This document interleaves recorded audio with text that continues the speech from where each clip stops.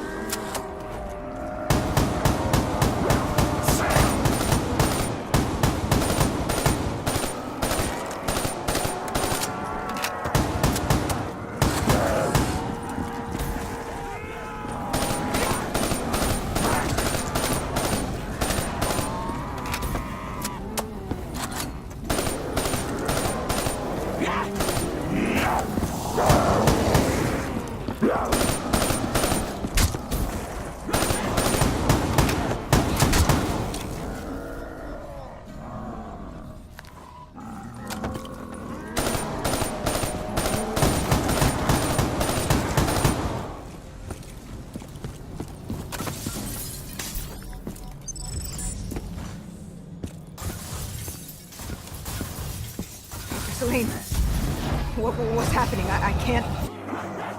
Stay with me. Come back to my voice. I can't. I don't understand. Tell me what happened. I don't know. I saw robots and they were ripping me apart. What's happening to me? What was I seeing? It is a lapse. Your mind is wandering into the unknown. Your subconscious finding fears, dreams, doubts. Stay with me. Stay with my voice. You're still in the factory. You were about to make a discovery. Wait... Yes, there was a console ahead, and Diaz told me to interface to get access to their network. We had to find out what they were planning. Had you ever extracted information with your DNI before? No. Nothing can really prepare you for it. The flood of data, endless streams of infinite information, it's instantaneous, and it's an eternity. What did it show you? The Cotardis had a contact, an inside man at Coalescence World Headquarters in Zurich. We had his address, ID number, security details, the last of which was most telling. He had extensive security clearance at Coalescence. Specifically, he had access to 6115, the virus. Then let us do just that. Let us find him. Take me to his apartment.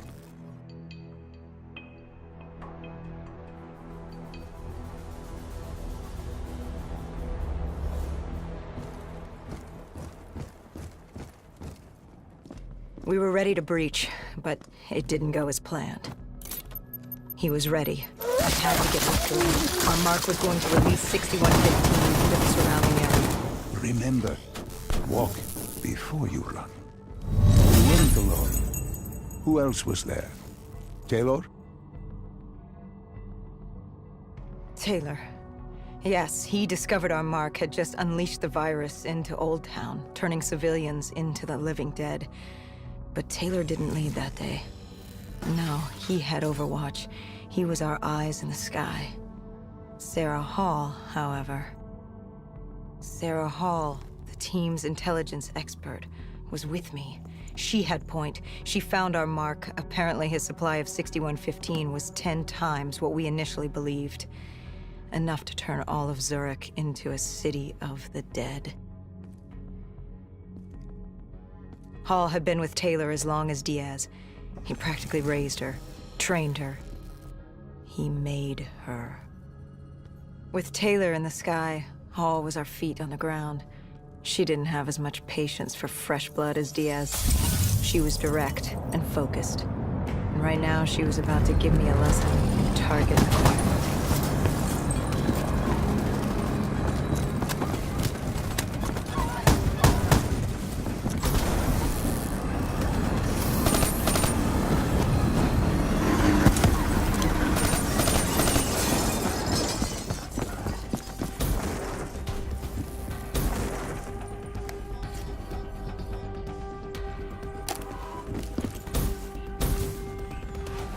This guy didn't mess around. He had DNI just like us. He was hijacking any robotics he could, sending them after us.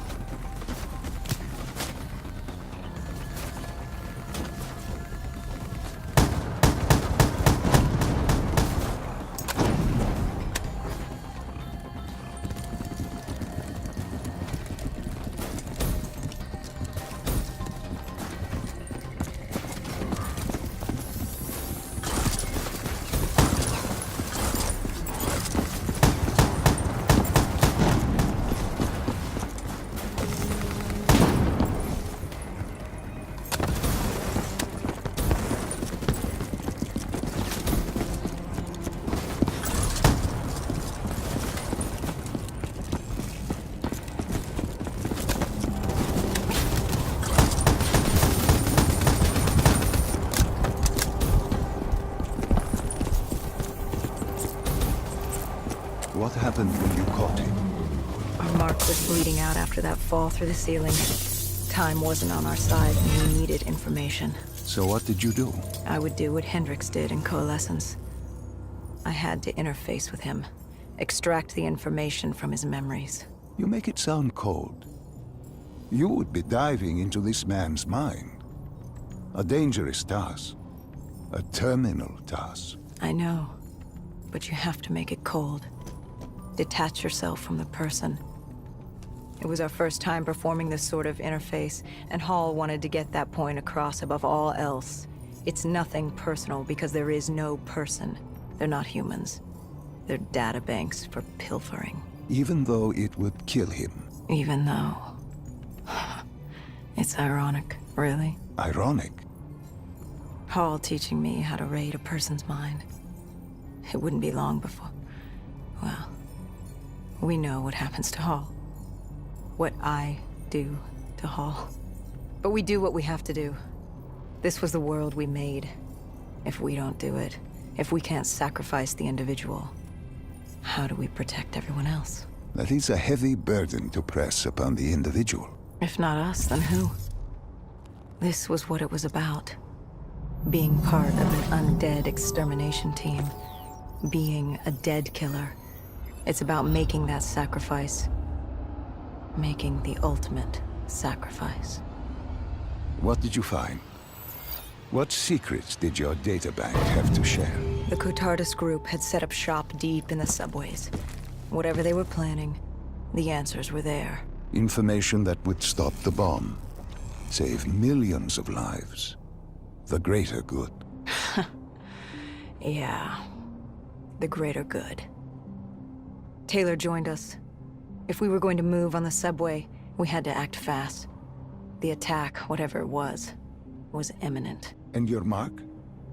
What happened to him after your interface? He was gone. Dead.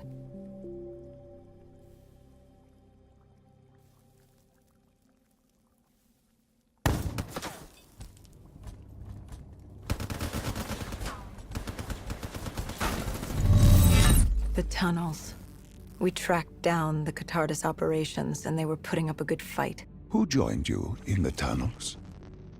Taylor oversaw the operation, but the lead on this was Peter Moretti, the last of Taylor's team, an explosives expert. He was the guy you wanted when you needed to blow shit up. He was damn good at blowing shit up, which made him perfect for the fight ahead. Fearing discovery, the Cotardus Collective had an armada of undead and patrolling robotics guarding the facility. I won't lie, it's strange seeing Moretti like this. knowing what happens next. He was crucial to finding Taylor, to finding Deimos. You mean the refineries in Cairo? He had a pivotal part to play. He just didn't know it yet. What he knew then was the way to the hideout. He took point.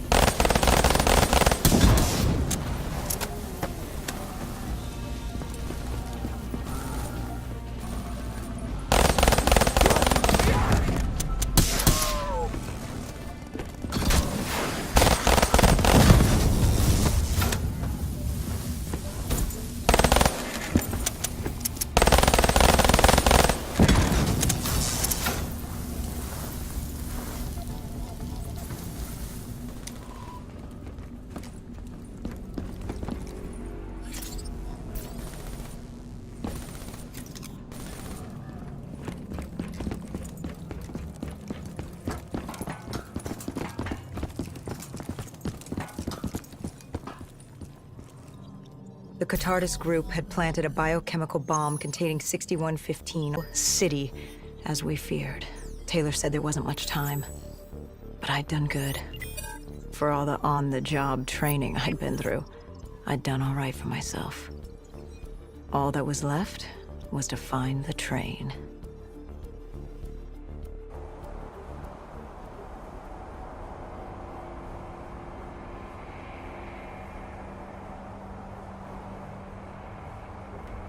Good. You didn't even need my push to the final memory. You connected events and arrived at the truth. Now what happens? Now we set things right. Through your mind, you realign the events as they occurred. And by doing this, If I work with you and remember the events leading up to Zurich, You may be able to open the gateway. But let's not get ahead of ourselves. Let us finish here first.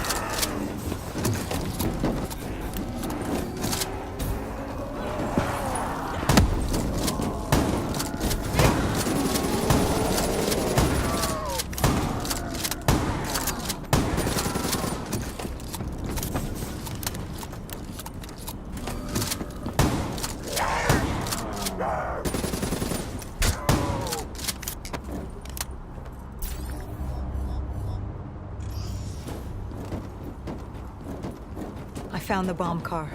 The whole thing was wired up, primed to blow. There wasn't time. I couldn't disarm it. So what did you do? Remember how we can't get infected? Some of the rumors about us were true. That's why I was there. Why we make the sacrifice.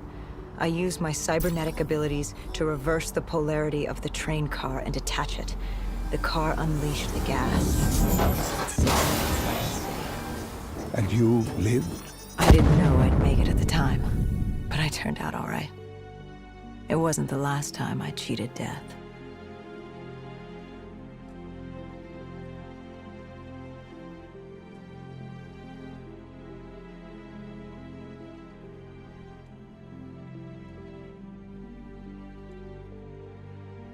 No. No. I remember this place. What are they doing to me? Dr. Salim, what am I seeing? Taylor? Why can't I move? You must let this go.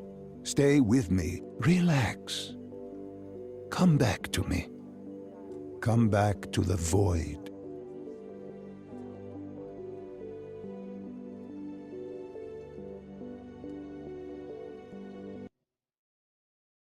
Can you hear me? Are you there? I'm here. I'm back. I'm ready to continue. Good. Now that you've begun conditioning, let's return to 2070. After Coalescence collapsed.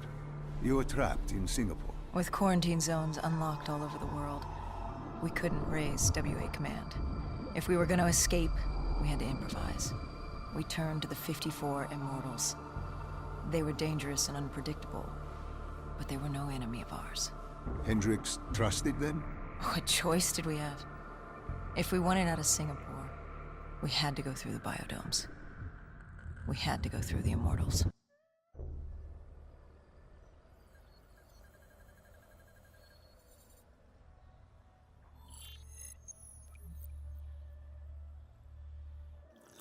Getting in was easy.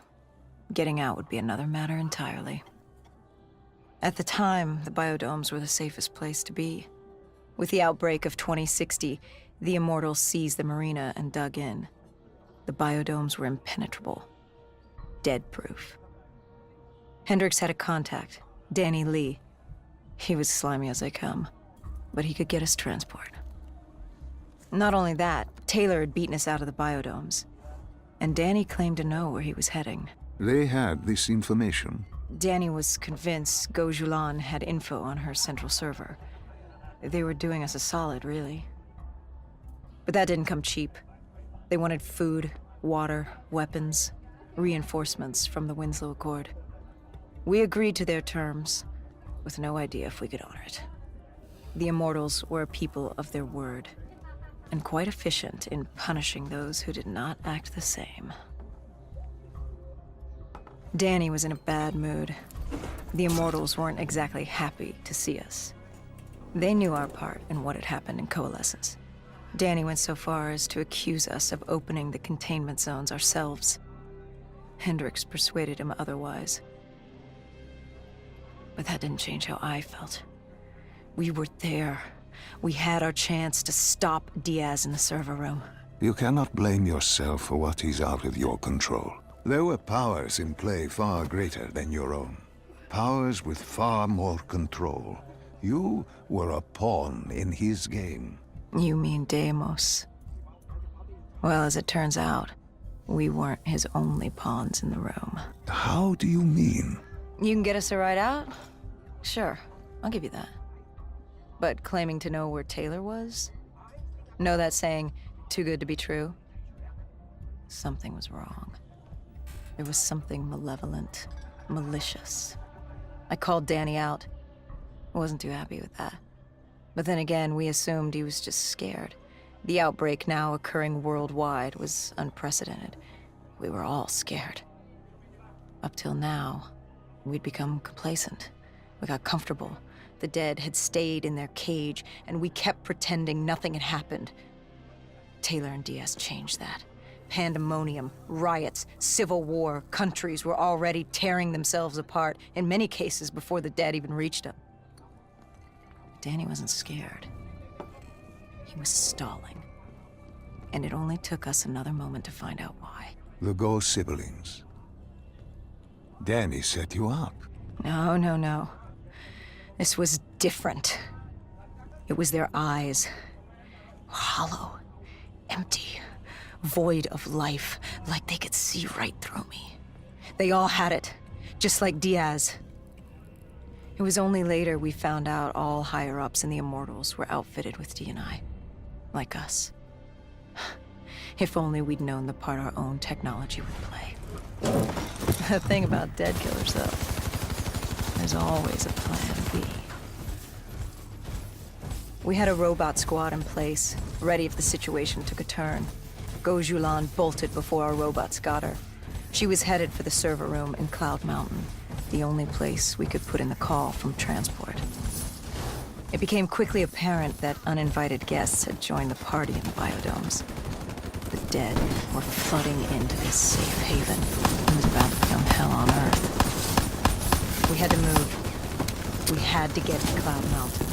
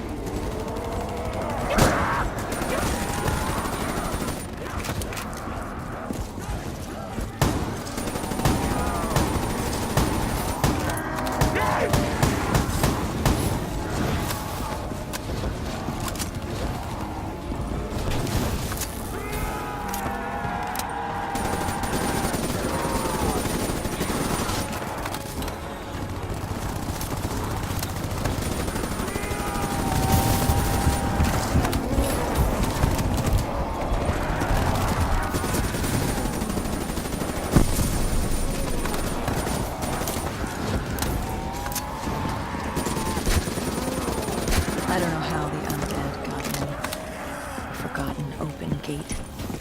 A child's mistake. A poorly nailed board over a window. It didn't matter. It was spreading fast. We were already outnumbered 20 to 1. The remaining humans scrambling away. Were locked in their homes.